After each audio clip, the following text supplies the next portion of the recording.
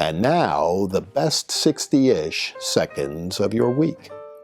First, an audience participation ask. Please like, follow, share, subscribe, whatever else you do on social media, the best 60 seconds of your week, because it will help grow our audience, and that's something we'd like to do. And we're able to make a special ask today because last week we gave you a little something, namely Sir Winston in the Belmont.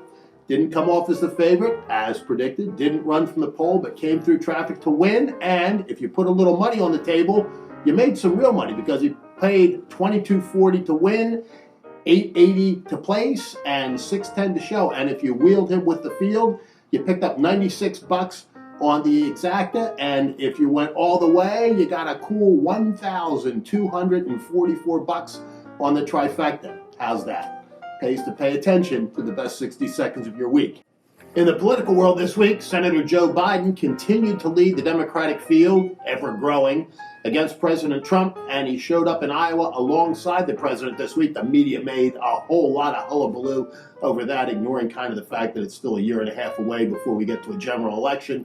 But this week, Joe Biden had a real opportunity to have a so-called sister soldier moment, an opportunity to distinguish himself from the far left of his party and the ever increasingly left-wing Democrats running for the presidential nomination there.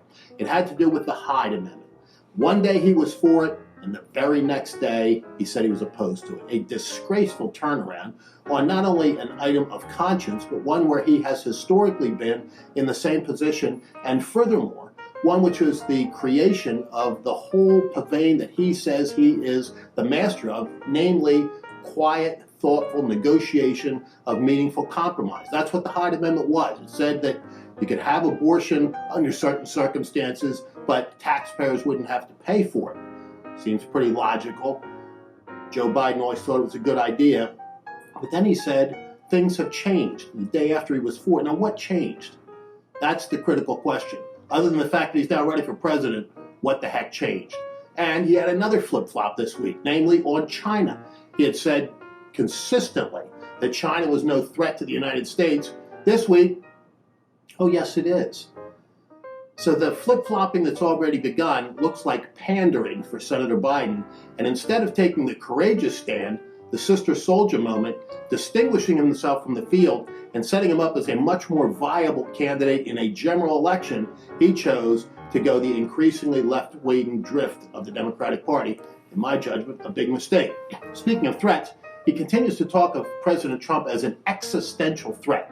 What the heck does that mean? We're in the messaging business. I can't figure it out. I'm betting that my brother, who makes pizzas for a living, can't either. Existential threat? Say you don't like President Trump. That we all understand. Frankly, that's not a good strategy because the country wants to know what you're going to do rather than who you don't like. That's the problem for the Democrats right now. There's really no core message that they have, and the Congress that they elected really hasn't done anything except put on these show trials about impeachment. Now think about it. This week, to great fanfare, out trots John Dean, yet another convicted felon that the Democrats on the Judiciary Committee call out there as star witnesses. John Dean disbarred, disgraced, jailed, etc. And what did he contribute?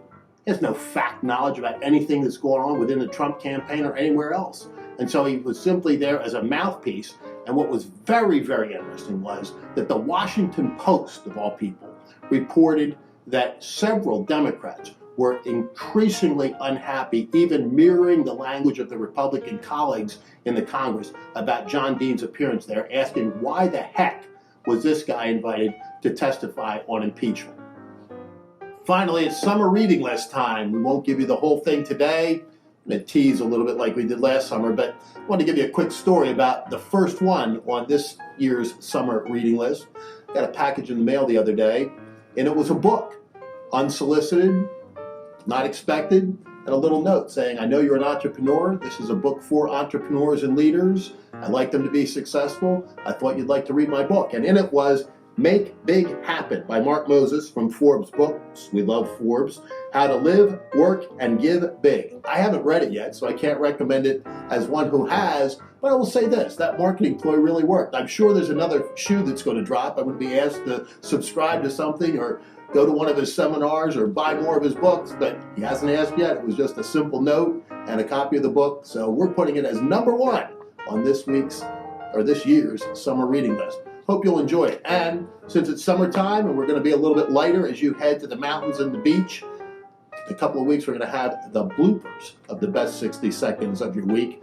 Yeah, this is unrehearsed, unedited, etc., but we don't always do it on the first take. Sure as heck didn't today, but you'll enjoy the outtakes. For now, though, that is the best 60-ish seconds of your week.